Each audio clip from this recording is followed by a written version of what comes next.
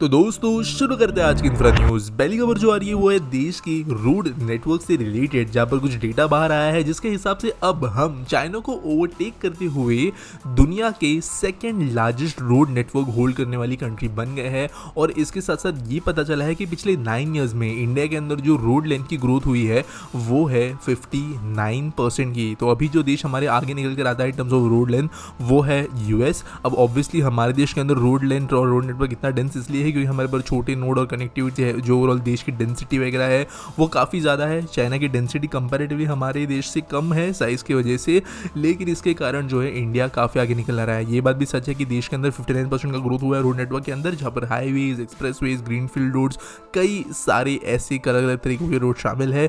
और ये जो आंकड़ा है ये आगे बढ़ते ही जाएगा और प्रोबेबली हम आने वाले कुछ समय में लीड भी कर रहे होंगे रोड नेटवर्क के हिसाब से। अगली दोस्तों जो खबर आ रही है वो है लखनऊ से, जब लखनऊ डेवलपमेंट अथॉरिटी ने डिसाइड किया है कि वो बटलर पैलेस लेक को रिवाइव करेंगे और इस लेक के अंदर जो सीवेज है, फिल्थ है, इसको साफ करेंगे और एक ग्रीन बेल्ट के तौर पर इस एरिया को डेवलप किया जाएगा। करेंटली जो सीवर्स वगैरह है वो डायरेक्टली इस लेक के अंदर फ्लो हो जाते हैं। कूड़ा कचरा, पॉलीथीन, सॉलिड वेस्ट जो है सब कुछ इसके अंदर डायरेक्टली फ्लो होता है, लेकिन इसको ट्रीट करने के लिए एक प्लांट बनाया जाएगा। साथ साथ एरिया के आसपास में 31,000 स्क्वायर मीटर्स ऑफ एरिया को ग्रीन बेल्ट के तौर पर डिक्लेयर करते हुए किया ये जाएगा कि एक आइलैंड भी बनाया जाएगा इस लेक के मिडिल में और आसपास के एरियाज के अंदर ग्रीनरी प्लांटेशन की जाएगी। अगली खबर दोस्तों जो आ रही है वो है Yamuna expressway industrial development authority से, जिन्होंने अप्रूव किया है कंस्ट्रक्शन 2 नए एक्सप्रेसवे और एक रेल लिंक का, जो कनेक्ट करेंगे चोला रेलवे स्टेशन और बुलंदशहर को, जिसके कारण नोएडा इंटरनेशनल एयरपोर्ट पे जाने वाली कनेक्टिविटी बेहतर बनेगी। ये जो 2 नए एक्सप्रेसवे होंगे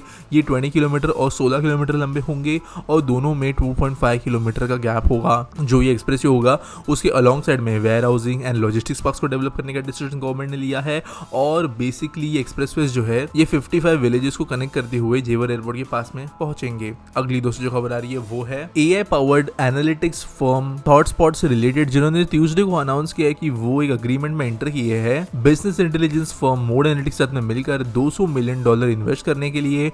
और ये इन्वेस्ट जो है दोनों कंट्रीज की कोलैबोरेटिव ग्रोथ के लिए काम में आएगा। अगली दोस्तों जो खबर आ रही है वो है Kolkata based Titagarh rail systems limited या टीटागढ़ वैगन्स जो पहले थी उस कंपनी से रिलेटेड, जिन्होंने 24 मेट्रो ट्रेन का ऑर्डर जीता है सूरत मेट्रो प्रोजेक्ट के लिए और जो कॉन्ट्रैक्ट प्राइस है वो है 866 करोड़ रुपीस। तो दोस्तों यहाँ पर सूरत मेट्रो जो है इसका काम चल रहा है, ऑब्वियसली रेक्स की जरूरत पड़ेगी। टीटागढ़ ने वैसे पुणे मेट्रो के लिए रेक्स बनाया है, आगे जाकर वंदे भारत भी ये बनाने वाले हैं। तो ऐसे जो है ऑलरेडी इनको ट्रेन बनाने काफी एक्सपीरियंस है, यूरोप की ट्रेन से टीटागढ़ ने बनाई हुई है। तो यहाँ पर इस प्रोजेक्ट के लिए टीटागढ़ ही रेक्स बनाने का काम करेगी। अगली दोस्तों जो खबर आ रही है वो है इंडियन गवर्नमेंट के द्वारा अनवील होने वाले एक लिस्ट से रिलेटेड, जहां पर किया यह जाने वाला है कि जो क्रिटिकल मिनरल्स है देश के अंदर उनकी एक लिस्ट निकाली जाएगी ताकि जो इंपोर्ट डिपेंडेंसीज है इन केमिकल की उसको कम किया जा सके और जो सप्लाई चेन रेजिलियंस है उसको स्ट्रॉन्ग बनाया जा सके। अब दोस्तों आप जानते हो कि हमारे देश के अंदर कई ऐसे मिनरल्स है जो जरूरी है कि इंडस्ट्रीज के लिए, लेकिन हम डिपेंड करते हैं दूसरे देशों के ऊपर। मैं यहाँ पे सिर्फ रेयर अर्थ की बात नहीं कर रहा हूँ, कुछ ऐसे दूसरे मटेरियल्स भी है जो इंडिया के अंदर जरूरी होते हैं। यहाँ पर इंडिया के अंदर उनका माइनिंग हो, रिफाइनिंग हो, उनके बारे में सर्च किया जाए, ये सब चीजें बढ़ावा देने के लिए गवर्नमेंट ये लिस्ट निकालेगी और मे भी आगे कोई पॉलिसी भी फ्रेम होते हुए नजर आएगी। अगली खबर दोस्तों जो आ रही है वो है केरला से, जहाँ पर 6 लेन नेशनल हाईवे कसरगोड से लेकर तिरुवनंतपुरम के बीच में जो बन रहा है वो 2025 तक कंप्लीट हो जाएगा, ऐसे यहाँ के पीडब्ल्यूडी मिनिस्टर ने कहा है। तो दोस्तों वैसे एक सेक्शन 37.97 किलोमीटर का है वो कर रहे थे नेदुमगढ़ से लेके पासुकुटी के बीच में, और इसके दौरान इन्होंने ये अनाउंसमेंट की है 2025 तक केरला के 2 इंपॉर्टेंट एरियाज कनेक्ट हो जाएंगे, नॉर्थ साउथ कनेक्टिविटी मिल जाएगी। अगली खबर दोस्तों आ रही है वो है रियलटेल कॉर्पोरेशन ऑफ इंडिया लिमिटेड से, जिन्होंने ऑर्डर जीता है 294.37 करोड़ रुपीस का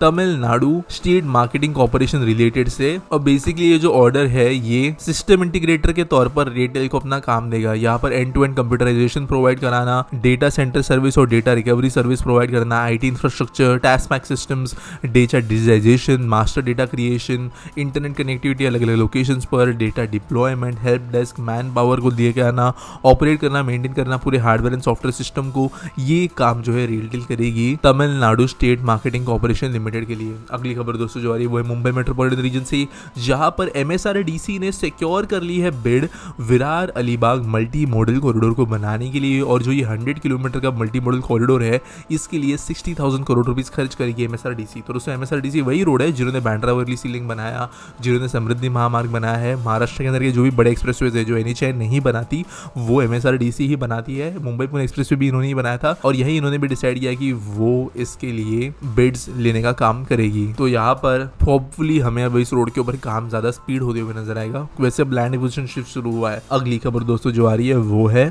भारतमाला परियोजना से रिलेटेड, जहाँ पर हरियाणा की गवर्नमेंट ने आइडेंटिफाई किए हैं 2 लैंड पार्सल्स पलवल डिस्ट्रिक्ट के पास और एक अंबाला डिस्ट्रिक्ट के पास में, जहाँ पर 3 multi modal logistics park setup करने का ये काम करेंगे और पीपीपी मॉडल या पब्लिक प्राइवेट पार्टनरशिप मॉडल पर ये किया जाएगा। भारतमाला परियोजना के अंतर्गत जो लॉजिस्टिक्स पार्क अलग अलग बनने हैं उसके लिए स्टेट गवर्नमेंट को जमीन रिकमेंड करनी थी और ये जमीनें वो यूज करेंगे। आज के आसपटी सवाल के बारे में बात करें तो एम मॉडल पूछते हैं, we see a lot of redevelopment happening in the country but majority of places take western approach with architecture और something else, do you think it suppresses Indianness? I mean people come to India to experience India not Europe. तो देखो यार, ये ना सिर्फ Europe या western की बात नहीं है, इस चीज को ना ओवरऑल मॉडर्न आर्किटेक्चर बोला जाता है। और जो मॉडर्न आर्किटेक्चर है ना वो, हालांकि इसकी शुरुआत यूरोप वगैरह के अंदर हुई, लेकिन अगर हम चाइना, ऑस्ट्रेलिया, जापान इन देशों को भी अभी जरा देखें हम इनकी सिटीज को, तो उनके अंदर भी ट्रेडिशनल आर्किटेक्चर कहीं ना कहीं पर डूब गया है। ये इसीलिए क्योंकि जो मॉडर्न आर्किटेक्चर है बिल्डिंग्स का, specially redevelopment commercial spaces, urban spaces के अंदर, वो मैक्सिमम एफिशिएंसी के लिए किया जाता है, मैक्सिमम प्रॉफिट्स के लिए किया जाता है, ना कि एस्थेटिक्स के लिए। अब देखो, कोई बिल्डिंग जब किसी लैंड पार्सल बनती है, स्पेशली वैल्यूएबल लैंड पार्सल के ऊपर, तो जो भी डेवलपर उसे बना रहा है, जो भी वहाँ पे घर बना रहा है, जो भी वहाँ पे अपने लिए भी डेवलपमेंट कर रहा है, तो वो चाहेंगे कि वहाँ पे जो ज़मीन है उसका सारा का सारा मैक्सिमम यूटिलाइजेशन वो कर पाए। उस यूटिलाइजेशन के दौरान कम से कम पैसे उनको लगाने पड़े कंस्ट्रक्शन के लिए और उसका मेंटेनेंस वगैरह भी कम हो। यही चीज़ जो है कहीं ना कहीं पर डिफीट कर देती है ट्रेडिशनल आर्किटेक्चर को, जो कि एक डिफाइन करती थी एक प्रॉपर स्टेटमेंट, एक एरिया को, एक कल्चर को, वहाँ के मटीरियल्स, वहाँ के आर्टिजन्स, आर्टिक्राफ्ट्स के जो आता है वो चीज़ों से बनता था किसी भी एरिया का आर्किटेक्चर। लेकिन मॉडर्न आर्किटेक्चर ने ये सब चीज़ें छोड़ दी है। हालांकि बहुत रेयरली हमें देखने मिलता है कि कहीं ना कहीं पर एक प्रॉपर अभी भी फॉलो हो रहा है ट्रेडिशन इंडियन आर्किटेक्चर का। जनरली ये टेम्पल्स जैसे रिलीजियस प्लेसेस होती है, ये कोई एक बहुत ज़्यादा आप कह सकते हो अलग रीडेवलपमेंट होता है, तब वो चीज़ें की जाती है। लेकिन जनरली कहे तो एफिशिएंसी, प्रॉफिट, इन चीज़ों की वजह से ही इंडियन आर्किटेक्चर कहीं ना कहीं पर आगे आ नहीं पाता। उम्मीद करता हूँ आपको सवाल का जवाब मिल गया होगा। अगर आपके पास कोई सवाल है, आप नीचे मुझे कमेंट्स में #आस्पिटी के साथ में वो पूछ सकते हो। अगर आपके पास कोई न्यूज़ है सबमिट करने के लिए, तो आप डिस्क्रिप्शन में दिए गए लिंक के जरिए सबमिट कर सकते हो, आपको क्रेडिट मिलेगा अगर आप पोस्ट होते हो। एक बात मैं आपको यहाँ पर बता देता हूँ कि न्यूज़ वही सबमिट करें जो आप प्लीज़ 5-6 दिन ज़्यादा से ज़्यादा पुरानी ना हो, क्योंकि हम बहुत ज़्यादा पुरानी न्यूज़ ऑब्वियसली कवर नहीं कर सकते। और मिलेंगे अगले वीडियो।